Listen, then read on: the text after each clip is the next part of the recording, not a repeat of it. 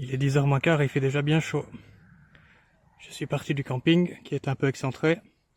J'ai fait des emplettes au centre-ville. Puis j'ai quitté Varzy. Et maintenant on va vers Arbrouz. Non, je le dis mal, mais je corrigerai tout à l'heure.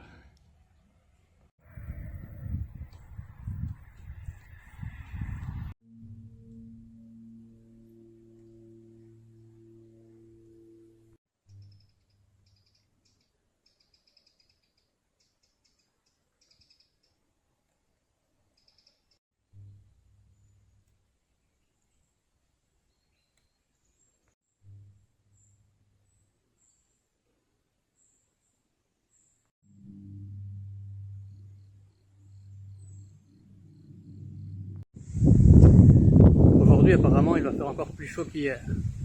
Mais il y a aussi beaucoup de vent, et ça, c'est plutôt une bonne nouvelle. L'objectif, c'est d'atteindre une petite ville qui s'appelle Charité-sur-Loire. Mais on n'y arrivera pas aujourd'hui, parce que c'est un peu loin. Alors, je vais m'arrêter à un village qui s'appelle Arbrouz. Je pense que c'est le bon nom du village.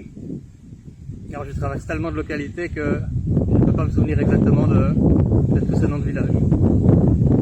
On va essayer d'aller là-bas et je ne sais pas où je vais passer la nuit ce soir.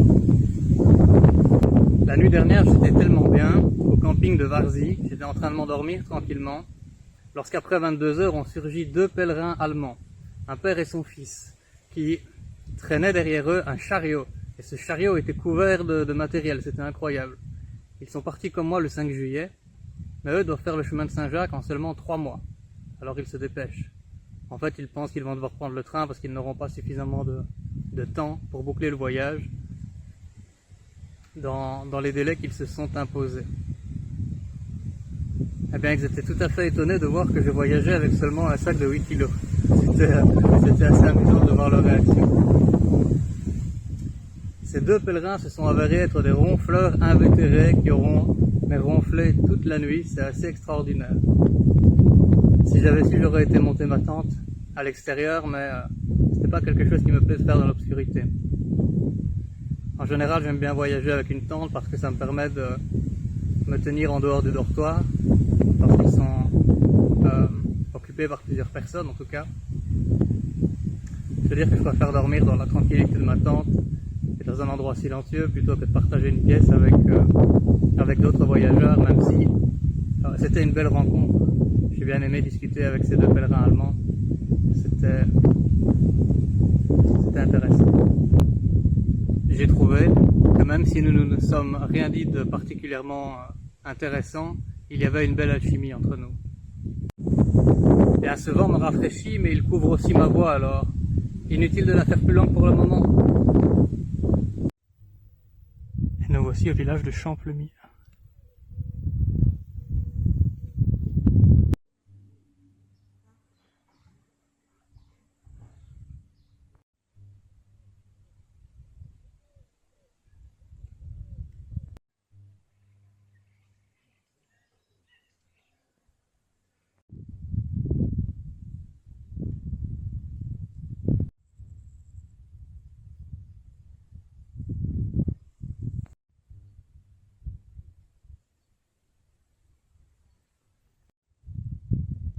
Sur ma carte, ils indiquent que c'est une forêt ici. Mais du côté gauche, apparemment, ils ont tout ratiboisé. Du coup, au lieu d'une après-midi fraîcheur, je marcherai sous le cagnard. J'ai fini par trouver un coin avec suffisamment d'ombre. J'ai fait une longue pause. Ça fait du bien. Il me reste encore 2 heures avant d'atteindre le petit village d'Arbrouz. Et là-bas, il faudra que je trouve un endroit où me loger ce soir. Et on est reparti.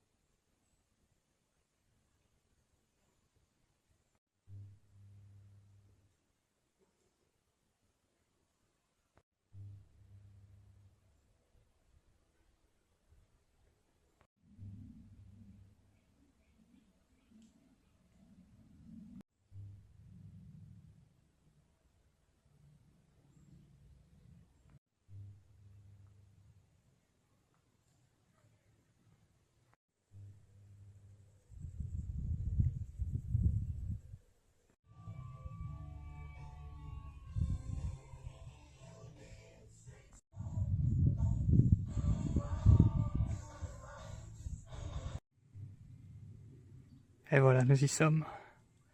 Il me reste encore à trouver un endroit où dormir.